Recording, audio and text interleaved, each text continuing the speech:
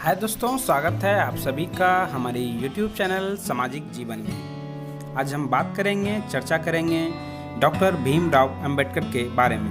आप अगर हमारे चैनल पर नए हैं, हमारे चैनल को लाइक कीजिए, सब्सक्राइब कीजिए। चलिए वीडियो स्टार्ट करेंगे। डॉक्टर भीमराव अंबेडकर ने 1935 ईस्वी में हिंदू धर्म को छोड़ दिया, लेकिन 21 साल बाद उन्होंने बौद्ध धर्म को अपनाया था।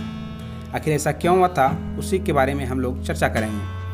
अक्सर ये सवाल चर्चाओं में रहता है कि दरअसल अंबेडकर कई सालों तक इस बारे में सोचते रहे कि बौद्ध धर्म से वो बहुत ही पहले प्रभावित होने लगे थे, लेकिन वे फैसले तक पहुंचने में उसने लंबा समय लिया, यानी कई साल लिए। फिर अपने समर्थकों के साथ लगभग 3.85 लाख समर्थक उसमें थे जो हिंदू धर्म को छोड़कर बौद्ध धर्म को स्वीकार किए थे। हालांकि वो अपने भाषणों में इससे पहले 20 साल पहले से ही उसने अपनी कहानी शुरुआत राजनेता और समाज सुधारक डॉक्टर भीमराव अंबेडकर ने 1935 के एक भाषण से होती है। देखें उस यादगार भाषण के कुछ अंश। उसने कहा था कि आप एक सम्मानजनक जीवन चाहते हैं तो आपको अपनी मदद खुद करनी होगी, और यही सबसे सही मदद होगी। अगर आप आत्मसम्मान चाहते हैं तो धर्म बदलिए, अगर आप सहयोगी समाज चाहते हैं तो धर्म बदलिए, अगर आप ताकत और सत्ता चाहते हैं तो धर्म बदलिए, समानता, स्वराज और एक ऐसी दुनिया बनाना चाहते हैं जिसमें खुशी खुशी जी सके तो धर्म बदलिए।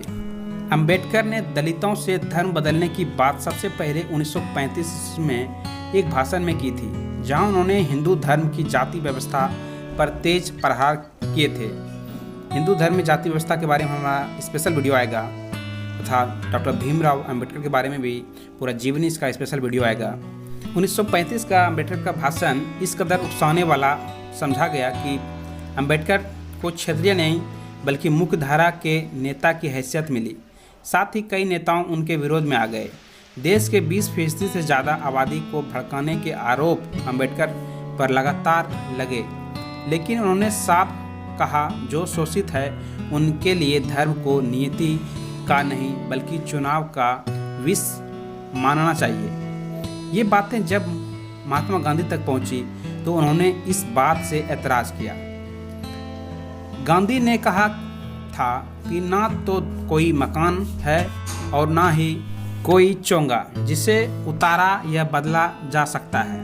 यह किसी भी व्यक्ति के साथ उसके शरीर से भी ज़्यादा जुड़ा हुआ है।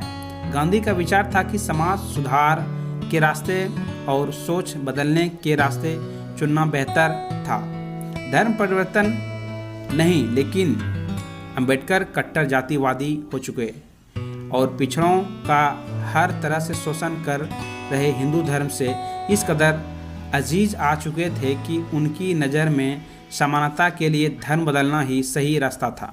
अंबेडकर का कहना था कि मैं हिंदू धर्म में पैदा जरूर हुआ हूँ, लेकिन हिंदू रहते हुए मरूंगा नहीं।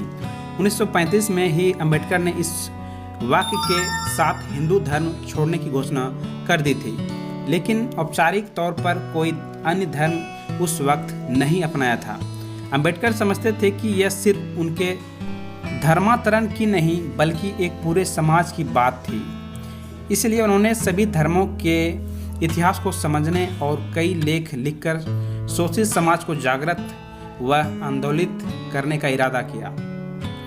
धीरे धीरे बनी अंबेडकर की बौद्ध थ्योरी। साल 1940 में अपने अध्ययन के आधार पर अंबेडकर ने द अनटचेबल्स में लिखा कि भारत में जिन्हें अछूत कहा जाता है वो मूल रूप से बौद्ध धर्म के अनुयायी थे, और ब्राह्मण ने इसी कारण उनके साथ नफरत पाली। इस थ्योरी के बाद अंबेडकर ने 1944 में मद्रास के एक भाषण में कहा था और साबित किया कि बौद्ध धर्म सबसे ज़्यादा वैज्ञानिक और तर्क आधारित धर्म है। कुल मिलाकर बौद्ध धर्म के प्रति अंबेडकर का झुकाव और विश्वास बढ़ता रहा।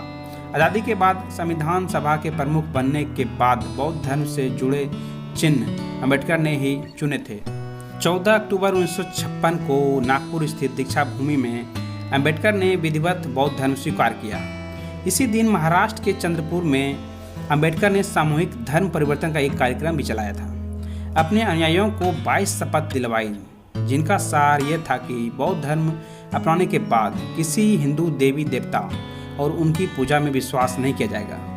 हिंदू धर्म में कर्म कांड नहीं होंगे और ब्राह्मणों से किसी प्रकार की कोई पूजा अर्चना नहीं करवाई जाएगी। इसके अलावा समानता और नैतिकता को अपनाने संबंधी कस्में भी दी गई थी।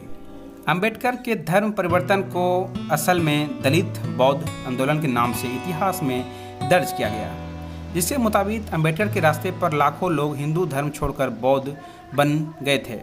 लेकिन 6 दिसंबर 1956 को अंबेडकर की मृत्यु के बाद यह आंदोलन धीमा पड़ता चला गया और 2011 की जनगणना के मुताबिक देश में करीब 84 लाख बौद्ध हैं, जिसमें से करीब 60 लाख महाराष्ट्र में हैं और ये महाराष्ट्र की आबादी के 6% हैं, जबकि देश की आबादी में बौद्ध की आबादी 1% से भी कम है।